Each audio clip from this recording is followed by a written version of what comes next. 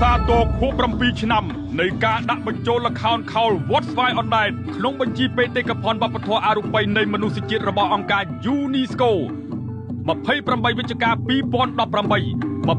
28 វិច្ឆិកា 2025